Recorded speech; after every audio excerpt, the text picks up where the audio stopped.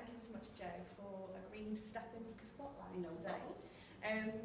I'd really like to share with all of you actually that I met Jo only a few years ago, and she met me with this rattling cup and saucer at her very first networking event. And actually it was my first networking event before I'd actually made a decision to go into business. And I thought, I'll go and see what this networking lark's about. And, you know, and Jo just go, oh, I hate this, it's awful. But for me, I just think, wow, what a journey you've been on, because you know you've overcome so many challenges. And last year, I know that you actually won an award for your business. I did. So, could you share with us, firstly, you know, what was the journey that made you want to become an entrepreneur? Because obviously, I met you at that point with your cup and saucer. So, what was it that led you to become an entrepreneur, first of all? I think I've always wanted to work for myself, and I had a business, crikey, quite a long time ago before we moved to Spain. Yeah. And I tried a couple of things, but nothing ever really fit properly, and I didn't throw myself into it. So at the time, I knew it probably wasn't right. Yeah. But this time, I was covering an office manager's role at my previous or my last employer. And I'd been doing that for nearly a year, and I'd made a really big shift in that year where I'd really kind of come out of myself and been given a lot more responsibility. And my daughter was working with me at the time as an office junior, and we were down to about 3 secretaries. But I knew that when the office manager came back after Christmas break, that she would take that role back. They would tell Naomi that they didn't need her anymore, and I'd have to massively take a step back. And I think I just got to the point where I was a lady of a certain age and thought, oh, I don't want to take a step back 20 years to be an office junior again. Absolutely. So thought, no, the time was right to get out there, and I had a really nice kick up the backside from a close friend of mine that said, you can do this and you're better than that, so you've got to take the leap. Go for it. Yeah. Brilliant. So that was the initial reasoning behind it. Yeah, yeah. And obviously then, could you describe for us, you know, what was the journey then for you becoming award-winning in your business? Oh, I think because that's happened in a really short space of time. Yeah. That's the thing I think to really convey. Yeah, because it would only be really 2 years, and the first, I think, support from everybody that I've surrounded myself with in those first couple of years, knowing that I didn't have to massively jump into this, you know, over-demanding business, and the way that I positioned myself with clients and potential clients and people that I network with. I think that's been a really big key on getting me to that position, because I've been able, and initially when I did the initial work with you, when I did that rattling cup and couldn't quite get to grips with feeling that I deserved to be in a networking group and in a meeting because I wasn't worthy, and all these people had loads of experience, and working with you made me realise that I just have to be me and just accept the way that I am, and I'm not that, hi, I'm Joanne and this is what I do, what do you do? Because I just couldn't even say it in the beginning. I couldn't bring myself to say it. So realising that I just need to be me, I think instilling confidence in other people that I ended up doing, and doing a networking talk to tell people how to be confident in networking, which was just something I never ever thought that I would have done. Yeah. So I just think bringing all of those into me, they saw when I went for that award, they saw that passion about the business and what I really love come out. So it was a really nice, easy 2 years to get to that point for me. I don't feel like I've had a really stressful, apart from the way that the business has grown, and that's not, you know, a stressful thing. It's just, that's the natural progression of it. But isn't that a fantastic story to be able to hear that actually just being in you gave you that really easy, natural success? Yeah. So what else do you think has allowed you to become successful? You touched on a few things there about, you know, your support network and actually letting go of those ideas and just being yourself. What else do you think has allowed you to really be successful and get to that status, do you think? I think it's believe it. It's really getting down to remembering my why and why I'm doing it. Because I think if I didn't have anything to work towards and I didn't know why I was doing it, and I meet quite a lot of people that are in business that literally, you can see that they're just plodding along and they're literally in it just to make a little bit of money and they don't really know what they want to do. And I've always, from the very beginning, know why I'm doing this business, and there was a very good reason of, you know, and if anybody follows my social media, they know what my whys are, and I've got 2 gorgeous grandchildren, that they are predominantly my why, my family, my home in Spain. So I've just remembered all of that all the way through, and I think that has it's enabled people to resonate with me. So I've managed to, you know, like attracts like, doesn't it? So I've attracted the clients that I want to work with, and they're all got the very same base and platform that I have in their business. So do you think then it's that passion behind your why that really resonates with them? And is that mirrored in their own businesses? Is that why, you know, bringing a virtual PA into the business is really supportive of them? Because I guess that is helping them to have that dynamic within their own businesses, isn't it? Of that support. As much as you saying that you've got your own support, you're creating that support within their businesses as well. Definitely, and the enthusiasm, I think, to make their business a success, because I know how brilliant it feels for me to make my business a success. So to help them make their business a success as well, and get back to remembering what their why is, and they can do that by enlisting me and my associates for that support. And I think that's one of the main reasons, and my passion, and people do say that when I talk to them about my why, you know, my eyes light up, and I instinctively smile, because it, you know, that is my whole being, is to experience all the things that I want to, and, you know, be a good role model for my daughter and for her children, and so that definitely resonates with people. And what is it that makes you so passionate about working with the particular clients that you have? Why those clients that you work with? I work with a really wide range of clients, and I work with a lot of guys who have very manual businesses. So you know, all your basic stuff that you need doing around houses and buildings and things. And I really love helping them, and I can see how much they really appreciate it. When I go in and they'll say, "Oh, my office is a mess," and I go in and I think, "No way, you know, I've seen some messy offices. You're not doing too bad." So working with those is brilliant, because I can really see how very grateful they are just for the basic organisation. And then I work with quite a lot of consultants, so people that have come out of the corporate world, and they've always had a PA, so they've always had somebody that literally can read their mind and knows exactly what to do. And working with those, it actually tends to be a lot more women, and they've always had that woman in the background that you know, that can just do anything. So I have a really close relationship with them as well, that it's not just on a business level, that we've become very good friends, because we are very similar. So I think similar personalities, and I'm definitely part of the business. You know, I'm not just, a client called me their CEO last week, because I was their chief executive organiser, and I said, "Wow, I've never actually been a CEO, so I'm really, really chuffed. I'm actually going to put that somewhere on my website, that I'm a CEO, change my email signature." Because I thought, I am actually a part of your business, and you know, she's a sole trader as well, and she just mainly outsources and has lots of different people working in the business. But just to be a part of that and to be recognised as a part of that business is just huge achievement. I love it. Okay, so going forward, we're going to add CEO in. Okay. What else is you know, on your vision? So going forward, you know, you've got already achieved that award-winning status. I know you've got a really exciting event coming up as well. So do you want to share a little bit about that?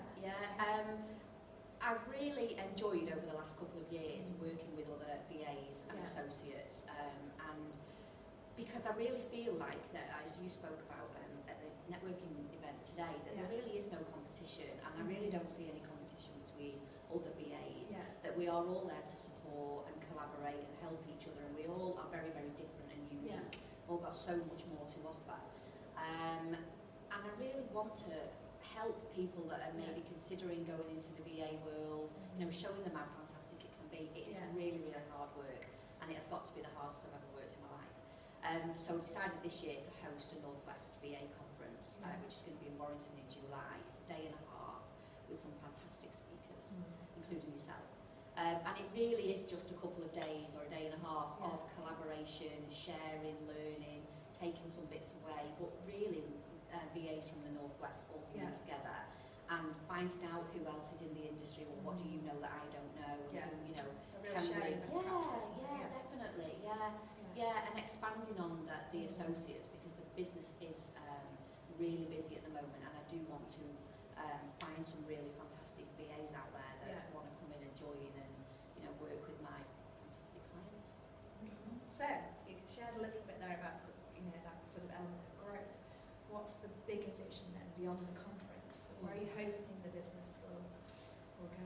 Wow, it's a really difficult one, because it is just growing on its own merits, really. And I always had an idea that I wanted to take the business and live in Spain, because that was one of my whys. And it kind of still is on the radar, that. And I want to grow the business enough to have associates working over here and potentially in Spain or anywhere else, and running the business from that location, so that I can fly back and forth and see the grandkids and really just keep the business growing. And I don't know, probably beyond this year. I'm trying not to, because since the last year it's just massively grown. So I don't know. I am really open to opportunities. I really want to get up and speak and promote the brilliant industry and people's whys and passion. I want to do some more training. So I really want to get in front of people and share how to feel better in their lives. I've come on a long journey this year as well. So I just want to get up and talk to people.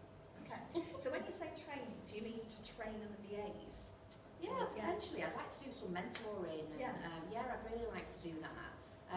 Not really in the basic day-to-day skills of things that a VA can do, but more on showing them how my business has got from the Ratley Cups to getting the award and then to running a conference. And I'm hoping that they want to really see that and see, I could actually do that, because I didn't come from walking into a networking event with uber confidence, and but it is possible in such a short amount of time if you're dedicated.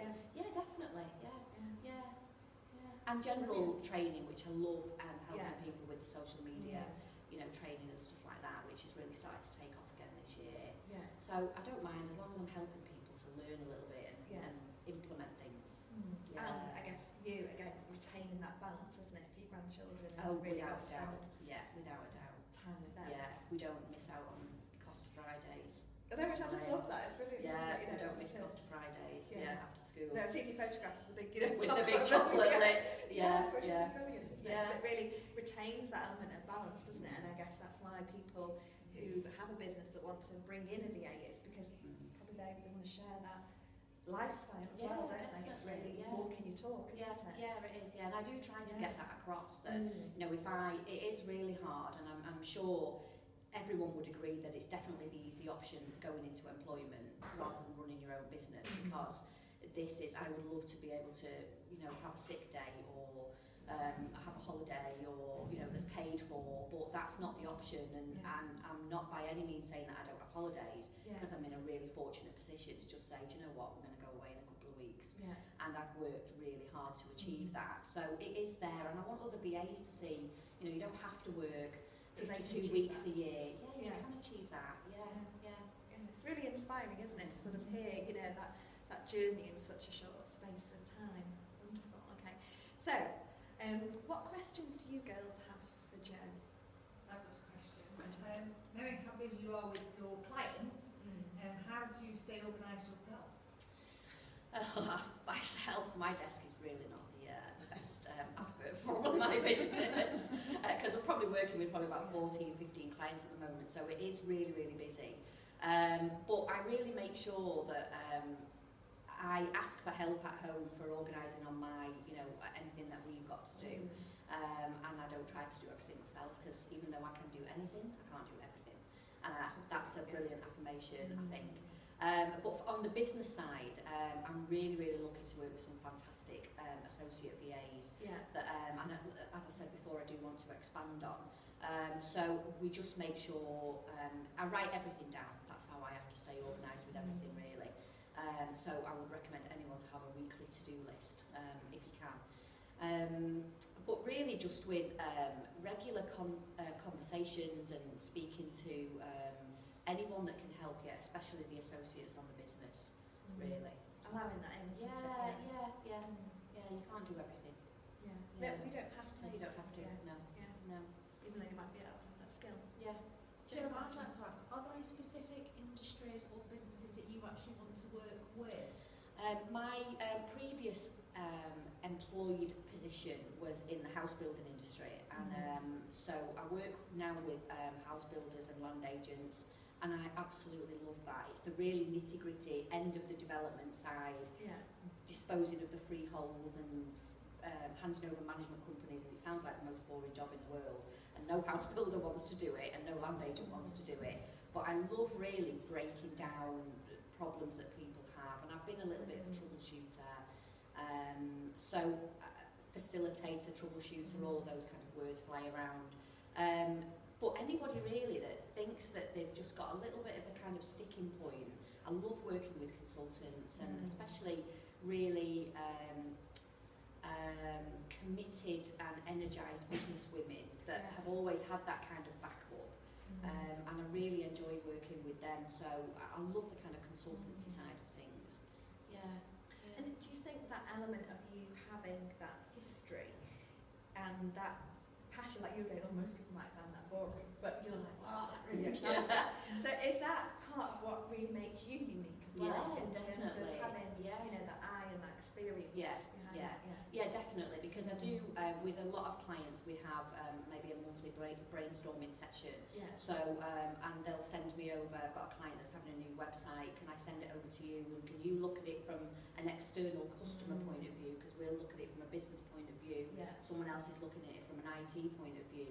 So I think that all of those different things that I show, I enjoy that most people might not like, really kind of makes me stand out, and I definitely don't do the whole, on my website I don't say that I can do everything, because I can't physically do everything, and I want people to realise that I am real, and I will hold my hands up and say, no, I haven't actually got any experience of that, but I will definitely find you somebody that has, and we will definitely get the work done by the right person. And that has a lot of integrity, doesn't it? Rather than, just almost blinkering people into situations. I'm not into making people believe that I'm like one of those Indian gods with all the loads of hands that I can do everything, because I can't. I really love that integrity and that authenticity, isn't it? That's wonderful. Anybody else have any additional questions? Yeah, I do. You said at the start that when you first came to your first networking event and you were shaking and everything, and now you've gone on to talking about wanting to do like public speaking and what you do. How did you overcome the kind of nerves and become this confident person that wants to, do conferences and things? I think it was probably always underneath. It was just, I worked with Debbie quite a bit in the beginning on realising why, and the main thing was I had that problem of that the perception I had when I went into a networking meeting, that people go up and say, hi, I'm Joanne, what do you do? And I could just not get the words out, and I would do the old go into the toilet and pretending I had to check my phone, and going outside with my phone to my ear, and I did it all, literally. I probably spent about 10 minutes in the toilet at one of my first ones as well. And Debbie just got me to understand that I didn't actually have to do that. If that wasn't the way that I felt, then I didn't have to. What would actually make me comfortable? And it was actually standing by the tea or coffee cups, and when somebody came over, making a comment about the handbag, or just saying, oh, how hot it was. I remember going to an entrepreneur circle event at Bolton Football Club, and there must have been about 500 people there, and I walked in thinking, this is just going to be ridiculous. I've paid all this money and I'm just going to fail massively. And I went in and stood by the water machine, and my hand was shaking, and I got a drink of water, and this lady came over, and she was a business advisor for Entrepreneur Circle, and she said, oh, hiya, she said, let I get some water, and I just started a conversation about needing a drink of water, and at the end of the conversation she said, oh, you should be a business advisor. And I'd literally been working for myself about 5 months, and she said, oh, you should be a business advisor because you've just got so much passion, and you could really help people that are starting. How long have you been doing your business for? And I said, about 5 months. I can't believe it. She definitely need to do something like this. So even the little bits of encouragement and people saying when I did the 60-second pitches, wow, you know, as much as I was shaking to death Allow inside. yourself to just be you, isn't it, and just be human. Yeah. I think rather than this persona, it's like, actually, I can just be Joanne. Yeah, just be and when I'm Joanne, Joanne, people really connect with that, and that's brilliant. And it was like not putting a label on anything. Well, today, or putting a label on something. Well, today I'm the sales manager for Executive VPA.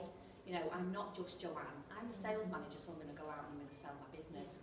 So it was just affirming a couple of things to myself, really, that made a massive. And then there was no stop. Definitely. Yeah. And I think that is the real thing, isn't it? Yeah. Just a brilliant note to end on, isn't it? It's just like, no stopping me. Yeah. Allow yourself to be you, you know.